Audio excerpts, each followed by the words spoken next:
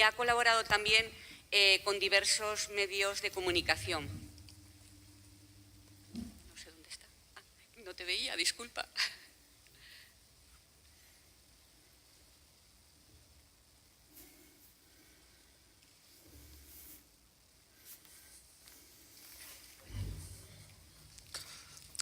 Hola, buenos días. Muchas gracias por estar aquí. Muchas gracias por invitarme. Y luego les digo que para mí es un reto profesional porque muchas veces a uno lo catalogan de experto en educación y yo creo que es muy difícil, bueno, sinceramente creo que no hay expertos en educación porque la educación es muy compleja y somos expertos en distintos ámbitos. Entonces el ámbito mío es sobre todo el ámbito de análisis de datos y de análisis de algunas lógicas de políticas educativas, ¿no? Entonces, hablarle de FP a gente que realmente sabe de FP, que sabe lo que está pasando en los centros y los problemas, a mí en cierta medida me desborda, pero también me parece un reto y un momento interesante para poder debatir con ustedes lo que yo voy viendo a partir de mis análisis, ¿no? Esto es una parte, digamos, de difusión de un proyecto internacional en el que estoy colaborando, que participamos 9 países y 19 universidades. La estrellita violeta que tienen ahí no es el centro del mundo, es donde vengo, es la una, y los otros puntitos rojos son las otras universidades donde estamos colaborando también, ¿no? Entonces, el esquema de lo que les vengo a contar es un poco tener en cuenta que la FP que existe no es el diseño de un tiralíneas, hecho con tiralíneas del mapa perfecto que nos gustaría, sino es el resultado no querido de las tensiones entre muchos agentes sociales que estamos implicados en las políticas educativas y laborales, ¿no? Luego un tema que también ha salido antes, ¿no? Que es el debate sobre el prestigio de la FP, que es un debate eterno, que yo creo, a mí por lo menos me resulta ya bastante cansino, ¿no? De tantos años oyendo hablar, hay que prestigiar la FP. Entonces, este tipo de debate, ¿cómo lo podemos organizar de una manera que sea, desde mi punto de vista, de análisis sociológico, ¿no? Luego vamos a ver qué ha pasado con la evaluación de la cualificación, de los títulos, las competencias, si realmente es algo que está mejorando, está empeorando, está yendo para adelante o para atrás. Y luego vamos a ver un poco la cuestión de la crisis, el acceso a la FP, que no me voy a parar mucho porque es un tema que estoy investigando justo ahora y saldrá una publicación en breve. Y luego también la cuestión de la desigualdad de oportunidades en el acceso a la formación profesional. Entonces, digamos que la FP como resultado de tensiones sociales, no como el resultado de que alguien se sienta en el ministerio y dice, he visto cómo debe ser la FP y la voy a hacer así, ¿no? Entonces creo que hay una tensión entre cómo se debe regular el aprendizaje de los oficios, ¿no? Entonces, básicamente podríamos decir que hay un modelo más francés, un modelo más alemán, ¿no? Un modelo más francés donde en cierta medida es como llevar la formación a los institutos, o un modelo alemán que se retrotrae a la Edad Media y donde dice, bueno, los gremios son los que tienen que formar a sus trabajadores, ¿no? Entonces, esa tensión de cuál de los dos modelos es mejor pivota todo el rato, ¿no? Y, por ejemplo, el debate sobre la FP dual que ha llegado ahora, pues es un debate que tiene que ver con si vamos más a ese modelo de gremio o si nos mantenemos más en este modelo que es como un bachiller técnico, ¿no? Un poco como se ha desarrollado más en España, ¿no? Y eso es una cuestión que nunca acaba de estar bien cerrada y continuamente genera tensiones, ¿no? Luego, ese equilibrio pues, entre la educación más formal y la no formal, lo que estamos hablando, esos centros integrados que están regulados por ley, pero que luego es tan difícil que convivan. Yo esa realidad no la conozco en concreto, pero cuando he tenido la oportunidad de hablar con los responsables en eso, dices que hay veces que incluso la puerta de acceso es distinta. O sea, físicamente está el centro, pero no hay una integración. Cuesta mucho, ¿no? Y es un problema que luego se ve en muchos niveles entre lo que son las competencias políticas de las administraciones educativas y las competencias políticas de las administraciones del trabajo. Y como a veces, aunque haya la voluntad política, se sienta la gente a negociar y las propias tradiciones de que eso se genera desde distintos espacios hacen muy difícil que se lleguen a esos acuerdos de fusión, que es lo que parece que deberíamos tener, ¿no? Luego tenemos también una tensión muy importante con la selección del alumnado, que en medida hay que ser más o menos exigente académicamente para seleccionar el alumnado que entra en FP, ¿no? Por ejemplo, antiguamente teníamos la FP1, que no se pedía nada para entrar. Luego con la FP de grado medio, pues se pide el título de eso. Ahora ya con la LONSE eso ha variado un poco, igual que con la LONSE también ha variado el paso de la FP de grado medio a la superior, ¿no? Entonces, ¿cómo seleccionamos el alumnado que entra en FP? Podemos decir que cualquiera que entre por la puerta lo podemos sentar a formarlo en un oficio o le vamos a pedir algún papel antes de sentarlo, ¿no? Entonces, en eso, yo por lo que he estado viendo, ya llevo unos años viendo en esto y aprovecho que hay gente que sabe más que yo, me puede corregir, pero somos de los países donde somos exigentes en la formación profesional a la hora de pedir algún tipo de acreditación. Por ejemplo, tanto que se habla de la FP dual alemana, en la FP dual alemana no te piden acreditación para entrar. En Estados Unidos no tienen modelo de FP, pero tienen el modelo de Community College, donde ahí no te piden nada para entrar y te puedes formar en un oficio también, ¿no? Entonces, hasta donde yo he visto, somos de los modelos académicamente más exigentes para continuar estudios en la formación profesional reglada, ¿no? Y después hay otro problema que también tiene difícil solución, que es la tensión entre la oferta y la demanda. Es decir, a lo mejor en un momento dado, determinado oficio es el que está más demandado en el mercado de trabajo. Por ejemplo, ahora a lo mejor puede haber mucha gente que quiera hacer programación orientada a Big Data, pero si a la gente eso no le gusta, por muchas plazas de FP que tú pongas, o por muchas plazas de universidad que pongamos, la gente no lo va a estudiar. Antes había notas de corte para las ingenierías están ahora en 5. Hace más falta ingeniero, o sea que el problema de lo que la gente quiere estudiar, lo que el mercado necesita. Y además es un equilibrio inestable porque los ritmos del mercado no son los ritmos de la formación. Pongo un ejemplo, en Canarias, por ejemplo, en un momento dado, cuando la economía rusa iba muy bien, aquello se nos llenó de rusos. O sea, se nos llenó de rusos a un punto que en el Corte Inglés hablaban en ruso. Cuando hacían estas declaraciones que hacen, hablaban en ruso, había carteles en ruso. Llega la crisis rusa, desaparecen los rusos. O sea, lo que tú tardas en formar un guía turístico ruso, entre que llegan los rusos y entra la crisis rusa, te has quedado sin ese nicho laboral, ¿no? Entonces, eso necesariamente genera también una inestabilidad porque los ritmos educativos, formativos, no son los mismos ritmos que los del mercado de trabajo, o porque las inquietudes vocacionales de los estudiantes no son las mismas que las que está demandando el mercado de trabajo, ¿no? Entonces, todo esto marca que el campo de la formación profesional en sí mismo sea un campo necesariamente inestable, porque nunca se acaba de definir muy bien sobre cuál de estos polos tenemos que entrar. Luego el debate que a mí ya me aburre, porque ya llevo mucho tiempo con eso, que es el debate del prestigio de la formación profesional. Como veremos, la formación profesional en España lo está haciendo bastante bien, razonablemente bien. Entonces, porque siempre estamos con el problema del prestigio de la formación profesional. Entonces, el problema no es si estamos formando con calidad o no estamos formando con calidad a los profesionales. Voy a poner luego datos que podemos intuir que sí, que lo estamos haciendo bien. El problema no está en el sistema educativo. El problema está en el mercado de trabajo. ¿Cuántos ministros tenemos que hayan estudiado FP? ¿Cuántos ministros de educación han estudiado FP? Ministros de educación que son profesores de universidad, creo que son más de la mitad los que he estado viendo, ¿vale? ¿Cuántos directivos de banco vienen de una FP de ciclo superior? Entonces, la cuestión está en que los oficios, las vocaciones, los trabajos para lo que prepara la formación profesional son trabajos de un prestigio menor en el mercado laboral. Entonces, si uno entra a FP, pues va a salir de auxiliar de clínica, de medicina, va a salir de auxiliar de enfermería, pero no va a salir enfermero, no va a salir médico. Y el prestigio lo marcan las profesiones, no lo marca la FP. Entonces es un debate que es absurdo, porque el problema no está en el prestigio de la FP, el problema está en para qué tipo de profesiones estamos preparando. Y eso es algo que llevamos los sociólogos estudiando ya hace más de 100 años, el prestigio de las profesiones. Entonces, cuando hablamos del prestigio de la FP, es un debate falso, porque la FP está bien reconocida en España en el mercado de trabajo. El problema es que prepara para unas ocupaciones que tienen menos prestigio que para las que preparamos los de la universidad. Ese sería realmente donde está todo el debate. Sociología llevamos diciendo esto ya como medio siglo, y da igual, o sea, es una cosa que para un sociólogo es muy obvio y en cuanto aprendes 2 temas de sociología de la educación lo sabes, pero sigue estando ahí recurrente ese debate, ¿no? Y ese prestigio no es algo que surja de la nada, el prestigio está vinculado a las características de las ocupaciones. Entonces, una ocupación que tenga más autonomía, los profesores de universidad tenemos más autonomía que los profesores de secundaria, eso nos da más prestigio. Aquellas profesiones, yo lo digo de una forma muy burda, pero para que se nos entienda, aquellas profesiones en las que sudas tienen menos prestigio que las profesiones en las que sudas. Y eso no es un problema de España.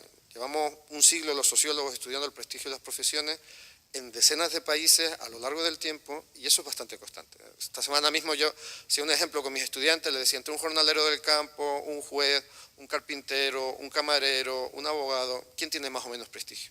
Todo el mundo lo sabía ordenar. Lo sabía ordenar ahora, y si nos vamos al siglo XVI, probablemente lo ordenaban igual. Entonces, aquella parte del sistema educativo que prepara para profesiones de menos prestigio, obviamente tiene menos prestigio, pero no por la actividad educativa, sino por la profesión. Luego está una cosa muy complicada y que esto levanta muchas ampollas y a mí alguna vez, algún exdirector general de FP casi me pega, ¿no? Que es la cuestión del cierre social. ¿Cómo podemos mejorar el prestigio? Pues esto es algo que también sabemos bastante bien los sociólogos y el prestigio se mejora reduciendo el acceso a la posición social, es el cierre social. Cuanto más difícil pongas el acceso, más se prestigia la ocupación. Casi una especie de la ley de la oferta y la demanda. Si hay muy poco del producto, pues el producto vale más. Y eso, desgraciadamente, fue lo que hizo la LOCSE, que ya, por suerte, lo ha contado bien Miguel Soler antes de que yo hablase, ¿no? Entonces dice, bueno, pues la manera de mejorar los requisitos, el prestigio de la FP en su momento, fue restringir el acceso pidiendo más titulación. Entonces, y luego, por otro lado, cada vez se piden más requisitos de formación profesional, académica, arreglada, para acceder a profesiones. Una manera de mejorar el prestigio. Eso tiene un elemento bueno, que efectivamente sí que mejora el prestigio, pero tiene, como vamos a ver luego, un elemento nefasto, y es que hay mucha gente que queda fuera. Entonces, el sistema ha mejorado para los que quedan dentro del sistema. Yo, si me permite un poco la anécdota, cuando decía esto, yo soy de la Ley General de Educación, ¿no? Yo decía, bueno, por lo menos si tú no acababas la EGB, te podías meter en FP1. Dice, aquello no era dar clase, aquello era ser un carcelero prácticamente. Allí estabas esperando que no te clavase un destornillador cuando entrabas al taller, ¿no? Entonces dice, bueno, pues esa gente, algunos sí que luego podían pasar luego a una FP2 y luego incluso podían llegar a la universidad.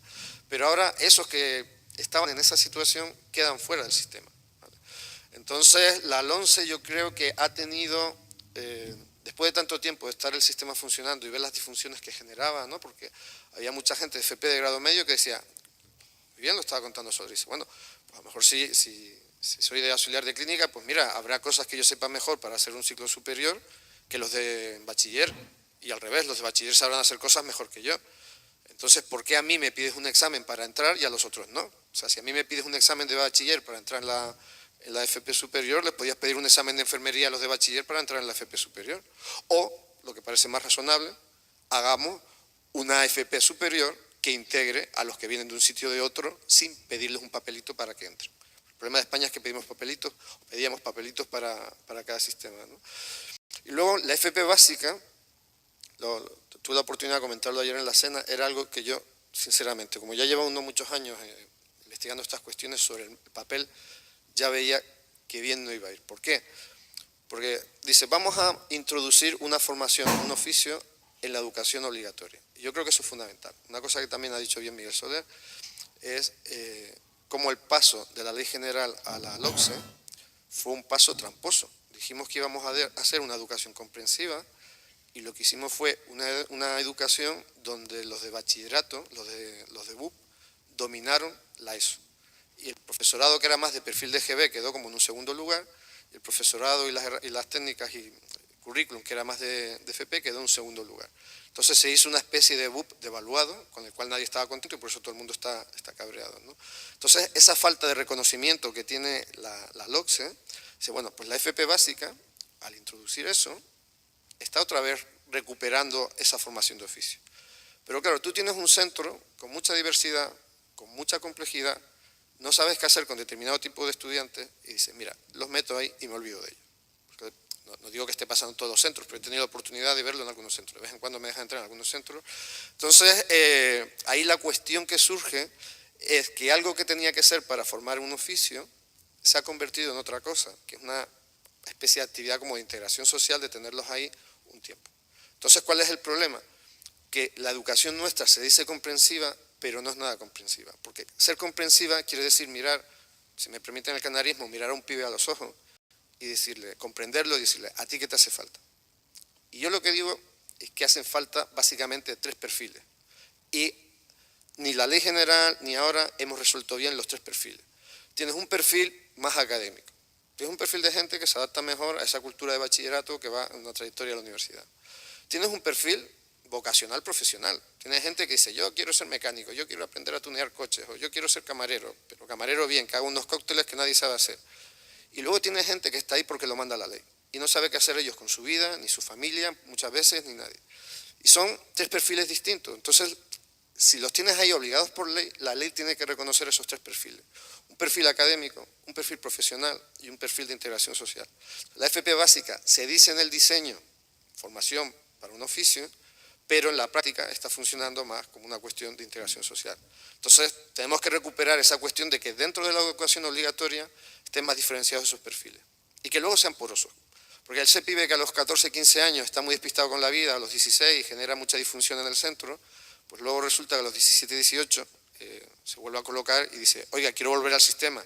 Y te dicen, ya, pero es que ahora te tienes que estudiar los pronunciamientos militares del 19, te tienes que estudiar la célula eucariota y todo eso para hacerme carpintero. Y dice, venga, hombre, pues me voy para mi casa, ¿no? Entonces, esa falta de comprensión del sistema a las inquietudes y a las necesidades, sobre todo en una edad tan compleja como la adolescencia, que yo creo que es lo más incomprendido que tiene ahora a día de hoy, una ley que obliga a estar a los pibes en una institución que no los comprende, y que no comprende sobre todo que están en una edad bastante complicada, ¿no? Bueno, ¿qué es lo que ha pasado así básicamente en la última, un poco más de la última década?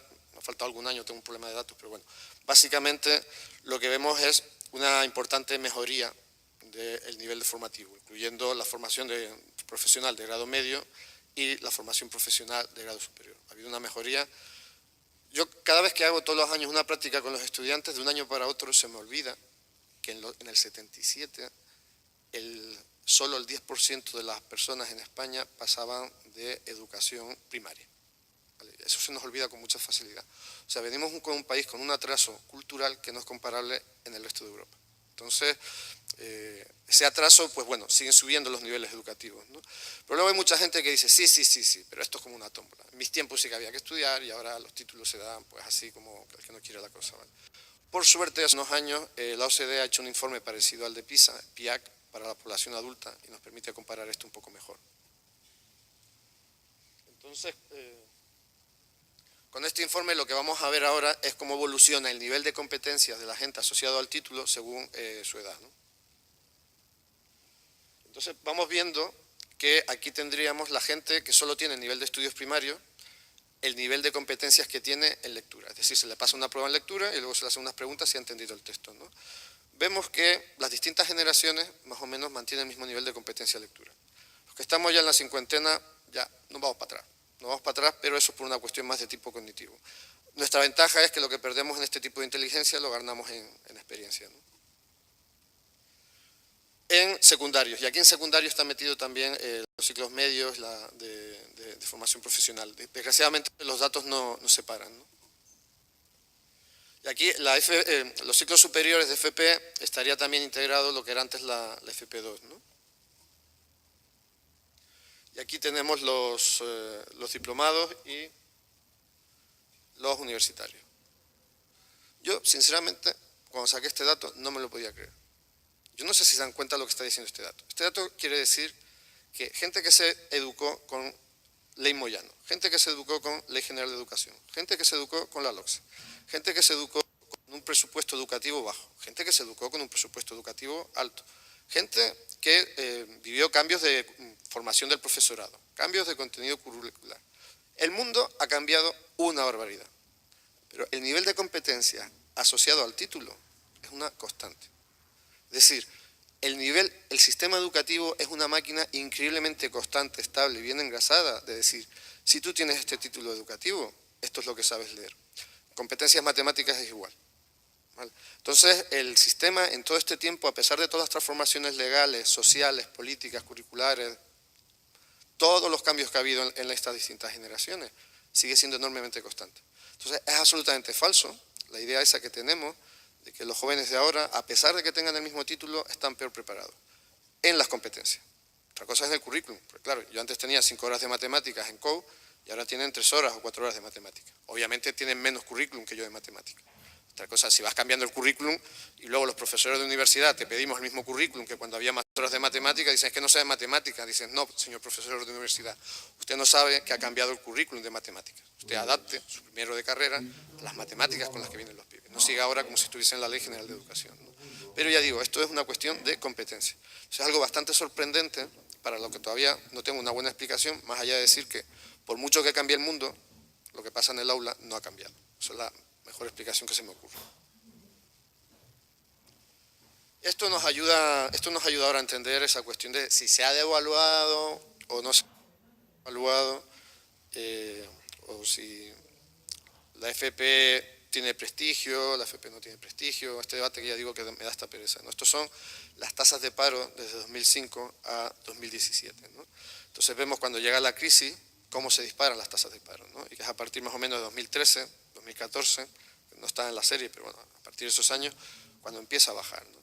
Entonces vemos lo que es razonable, parece en principio a los que estudiamos economía de la educación y sociología de la educación, que es el nivel de paro está vinculado al nivel de cualificación. Entonces, alguien que haya estudiado un ciclo medio de FP, pues tiene menos paro que alguien que ha estudiado la ESO. Y alguien que ha estudiado universidad, pues tiene menos paro que alguien que ha estudiado un ciclo superior de FP. Es decir, el mercado de trabajo sí que está siendo sensible a los títulos, si no, la cuestión sería que los de FP de grado medio o de grado superior tendrían que tener niveles de paro como las personas con solo la ESO sin estudios, ¿no? El mercado de trabajo sí que está reconociendo que la gente que va a formación profesional desempeña mejor, tiene más oportunidades laborales. O sea, no es verdad que no tenga prestigio la formación profesional. Esto es un poco lo que les quería contar, ¿no? Luego también es muy importante señalar cómo la crisis ha marcado muchísimas diferencias en la cuestión de las tasas de paro por nivel de estudio. Si ustedes se fijan, antes de la crisis, sí que la gente sin estudio estaba con más nivel de paro, pero el resto estaban todos más empatados, ¿no? Y la crisis lo que ha hecho es acentuar la diferenciación de niveles de paro por nivel de estudio. Y esa es la explicación sencilla de por qué está aumentando tanto la demanda de educación. Porque han bajado las tasas de abandono. Ahora hay cierto debate con las tasas de fracaso, que me tengo que sentar a ver qué está pasando. Un debate que ha surgido en los últimos meses y todavía no tengo datos. Pero las tasas de abandono han bajado una barbaridad, ha aumentado la proporción de alumnado que entra en los distintos niveles educativos. Pero es verdad que aumenta la proporción en un contexto de contracción demográfica, con lo cual no se nota tanto el número de alumnos. Pero sí, si uno mira tasas netas, sí que está aumentando una barbaridad. Esos datos no los he traído, es otro trabajo que estoy haciendo ahora con un compañero, pero aumentan bastante durante la crisis y tiene que ver con esto, porque a diferencia de hace 10, 15 años, el nivel de estudios marca mucho más las oportunidades laborales. Luego, gracias al estudio este que les dije de PIAC, podemos ver también las competencias duras, que serían pues de lectoescritura, manejo de matemáticas, resolución de problemas, etcétera, y las competencias blandas, capacidad de liderar equipos, relacionarse con gente, gestionar proyectos, etcétera, ¿no? Entonces vemos que a medida que sube el nivel de estudios, pues la gente tiene tanto más competencias duras como más competencias blandas. Desgraciadamente no podemos separar la FP de grado medio, los datos no lo permiten, ¿vale? Pero vemos que efectivamente la gente con ciclos superiores de formación profesional pues desempeña mejor que la gente que no tiene ese nivel de estudio. Y los de universidad desempeñan mejor que los de los ciclos superiores, perdón, sí, que los de los ciclos superiores, ¿no? Entonces, por eso insisto que la FP sí que lo está haciendo bien. ¿Por qué? Porque aquella gente que está estudiando FP tiene más oportunidades laborales, tiene más competencias blandas y tiene más competencias duras. Entonces, es un discurso que está muy instaurado por la confusión que les dije al principio, que los oficios que prepara la formación profesional no son los mismos oficios para los que prepara la universidad. Bueno, ahora lo que vamos a ver es una cuestión desde los años 50 hasta la gente que nació en los años 90, cómo ha sido el acceso a la formación profesional por origen social. Aquí tengo en cuenta las clases sociales, clase media alta. La alta nunca la tienes porque no llegas a esas chalés, a esas cosas, ¿no? Pero tienes la clase media alta, las clases medias, nosotros seríamos clase alta. Todos los que estamos aquí, para el efecto del estudio que estoy haciendo, somos clase alta. Luego las clases medias, que serían profesiones, sector servicios, de cualificación media, autónomos, clase obrera, que no necesitamos explicar mucho, y clases agrarias que están en extinción. Hemos pasado de más de un 20% de clase agraria en los últimos años a un 5%, ¿no? Entonces, aquí lo que vamos viendo es el acceso a AFP según el origen social, ¿no? Entonces, vamos viendo que a medida que va pasando el tiempo, todas las clases sociales van aumentando. Aumenta bastante, está la gente que ya está afectada por la Ley General de Educación, entonces la Ley General de Educación potenció bastante la AFP, el acceso para todas las clases, ¿no? Es importante destacar que la clase que más iba a AFP es la clase obrera. Y luego tenemos también los autónomos, clases medias, y la que menos, la clase media alta, ¿no? Seguimos con la Ley General de Educación y todavía se va desplegando más, porque estos son años de nacimiento, lo que estamos viendo son años de nacimiento, no años en los que... Seguimos y ahora, ¿qué ha pasado? La LOCSE. La LOCSE expulsó a la gente de FP. Es lo que les decía antes del cierre social. Conseguimos mejorar el prestigio de la FP dejando a la gente en la calle. Esa gente que se te podía ir por FP1 o que acababa a los 14 años, le pones 2 años más, pero es que le pones 2 años más con un currículum más de BUP. No era un currículum más de FP. Podíamos haber hecho 2 años más y a la gente ponerla a hacer más trabajos de carpintería, más trabajos de fontanería. No, decidimos ponerle 2 años más y enseñarle más análisis sintáctico, enseñarle más la célula eucariota. Y esa gente que aprendiendo carpintería estaba feliz en el aula, le pones a aprender esas cosas y lo que consigue es que los echa. Entonces, un efecto no querido de una ley que se llama a sí misma comprensiva fue no comprender esta diversidad en las aulas. ¿Y quién pagó esto? La clase obrera. Cuando yo he hecho estos estudios comparados con bachillerato, la LOCSE no afecta a la gente que iba a bachillerato. La LOCSE aumenta el fracaso escolar y aumenta la desigualdad de oportunidades porque la gente de clase obrera queda afuera, al poner más barreras de entrada para la FP. Eso es la cuestión del cierre social. ¿Hemos mejorado el prestigio de la FP? Sí. ¿A qué costa? Aumentando el fracaso escolar y dejando a la clase obrera fuera de su vía tradicional de formación, que era ese tipo de FP que no tenía tanto cierre social. Pero bueno, la buena noticia es que luego más o menos ha ido mejorando otra vez. Y que la clase media alta ha entrado más. También ha entrado más porque también ha cambiado el perfil de las ocupaciones para las que prepara. Una FP de los años 80 estaba mucho más preparada a la formación de oficios de los que se suda, mientras que ahora tenemos más oficios no manuales, tenemos más vinculados a cuestiones de atención de servicios, comunicación audiovisual, etcétera, que son también más apetecibles para las propias clases medias, ¿no?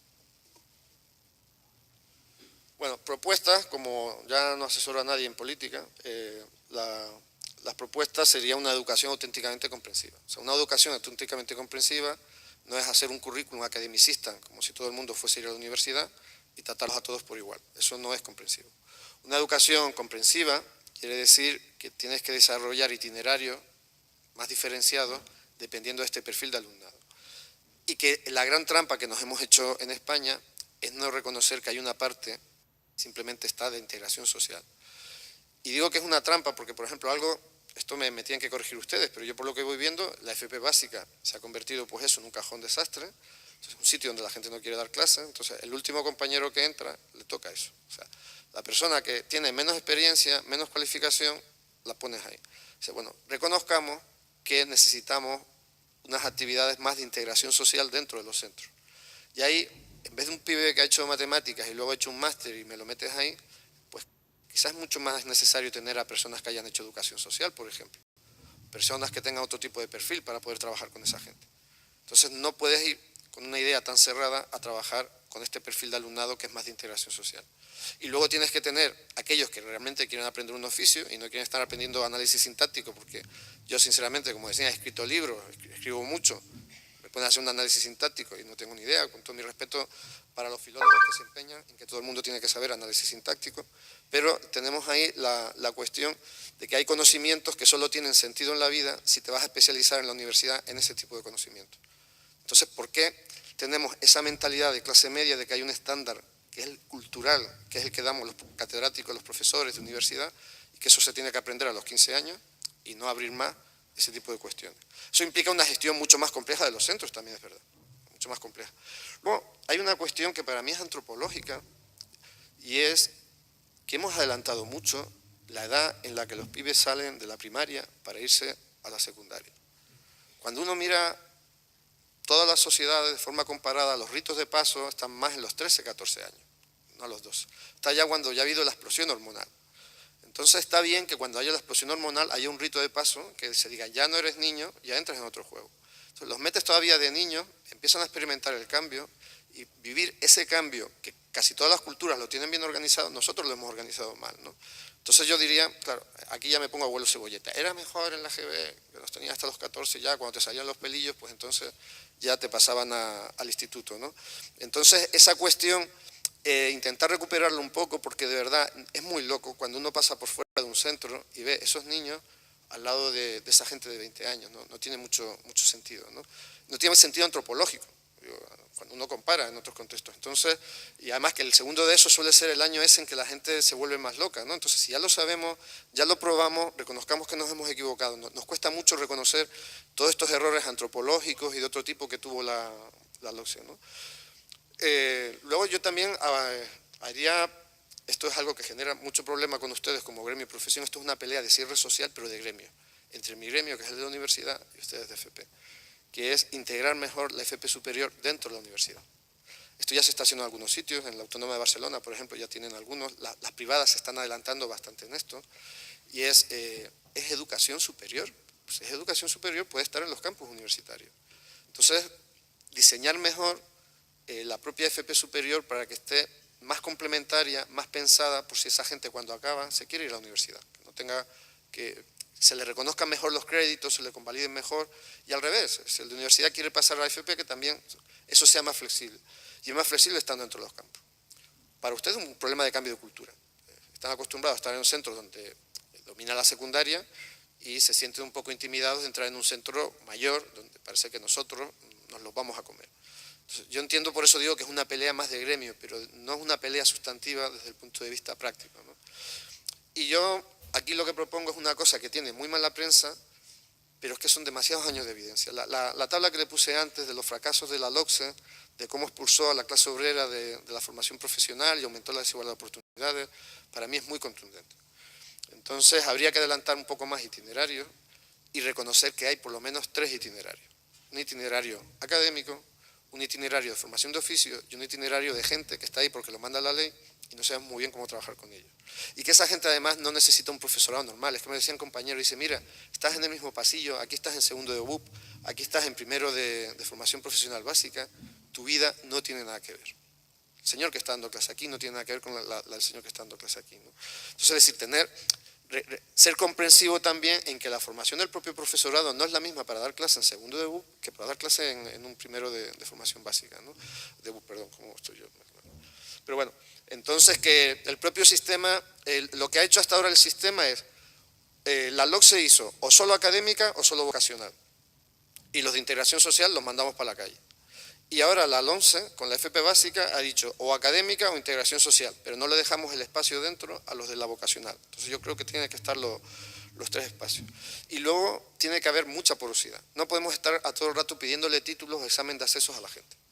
O sea, a la gente hay que reconocerle lo que ha hecho para darle facilidades. No puede ser que tú a los 20 años digas, pues ahora quiero hacer esto, y me dicen, ya, pero es que te tienes que aprender este currículum de historia, este currículum. No va a aprender y se va a quedar sin cualificarse, ¿no? Entonces aquí la propuesta es más compleja de organizar administrativamente, ¿no? Pero por ejemplo en el mundo de los idiomas ya se ha hecho, ¿no? En el mundo de los idiomas, por distintas imposiciones tenemos si eres A1, B1, B2, C1, C2, pues tener un sistema un poco más así con las credenciales. Dice, bueno, pues esta persona tiene matemáticas B1, si quieres hacer esta rama de FP, pues necesitas unas matemáticas C1, pero si quieres hacer esta rama de FP te vale con unas matemáticas A2. Entonces, que haya una señalización más flexible que permita que luego el sistema sea más poroso. Porque ahora tenemos como una tele en blanco y negro. O estás o no estás.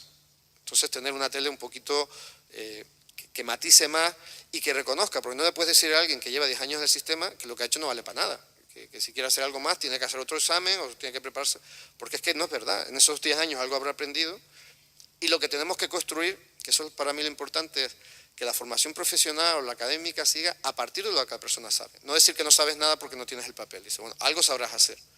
Pues tenemos que diseñarte un itinerario a partir de lo que sabes hacer. Esto yo sé que es muy utópico porque en términos de gestión administrativa es muy complejo. Pero bueno, por lo menos si sabemos hacia dónde queremos ir, las reformas pueden tener más sentido común que las que estamos haciendo muchas veces, ¿vale? Bueno, pues la Las conclusiones serían la mejora de las titulaciones ha ocurrido en España, hay más gente con títulos educativos más altos y no ha habido pérdida de competencias genéricas, como las de lectoescritura o las matemáticas, ¿no? Luego, ambos niveles de FP mejoran la inserción laboral, con lo cual no es cierto que no tenga prestigio, es totalmente falso, porque no tienen el mismo prestigio que las ocupaciones universitarias, y eso nunca va a ser, porque estamos formando para oficios distintos. Una auxiliar de clínica nunca va a tener el prestigio de un médico. Luego tenemos la cuestión de, durante la crisis, cómo ha ido aumentando el acceso a la FP, precisamente por esta diferenciación de niveles de paro y estudio, y también no es solo una cuestión de inserción laboral y de títulos, sino también de competencias genéricas y competencias duras y competencias blandas, que sí se nota que la gente que ha estudiado FP, ¿no? Luego insistir en cómo la LOCSE dificultó el acceso a la FP por dignificar la formación profesional mediante el cierre social. O sea, es verdad que la dignificó a costa de dejar mucha gente fuera, ¿no? Y además aumentando la desigualdad de oportunidades, porque la gente que iba más a eso, que era la gente de clase obrera, decía, es que queremos que los de clase obrera se integren como todos. Bueno, lo que conseguiste fue dejarlos fuera. Y luego flexibilizar mucho más las trayectorias educativas, hacerlas más porosas, que sea más fácil entrar por un sistema, por otro, salir, etc. Ya, como conclusión, unos minutos de publicidad patrocinada para mi libro, donde muchas de estas cosas las cuento así como con un poco más de tranquilidad. Y nada, pues muchas gracias y si quieren contactar conmigo, pues ahí tienen las referencias.